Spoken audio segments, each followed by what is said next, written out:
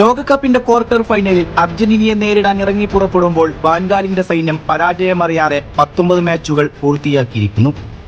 ഒരു സാധാരണ പ്രകടനം കൊണ്ട് ഡച്ച് പടയെ മറികടക്കാനാവില്ലായിരുന്നു. അതിന് ആധുനിക ലോകത്തിന്റെ നരസിംഹാവതാരം തന്നെ ആവശ്യമായിരുന്നു. ആവേശപ്പകർച്ചയ്ക്ക് അനുയോജ്യമായ ഒരുവൻ അർജന്റീനയുടെ നിരയിലുണ്ടായിരുന്നു. മനുഷ്യരോ പക്ഷിമൃഗാദികളോ നിന്നെ തോൽപ്പിക്കുകയില്ല. പകലോ രാത്രിയോ നീ പരാജയപ്പെടില്ല. വീടിനുള്ളിൽ വെച്ചോ പുറത്തു വെച്ചോ നീ വധിക്കപ്പെടില്ല.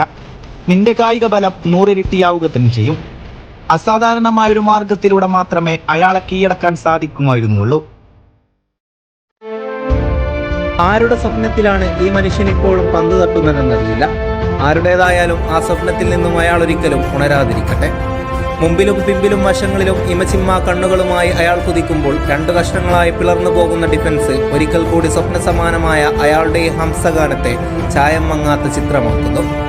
ഫുട്ബോളിന്റെ ചരിത്രത്തിലെ ഏറ്റവും മികച്ചവനെന്ന് മറ്റൊരുവനെ നിങ്ങൾ എങ്ങനെ വിശേഷിപ്പിക്കുന്നുവെന്ന് എനിക്കിനിയും അറിയുന്നില്ല.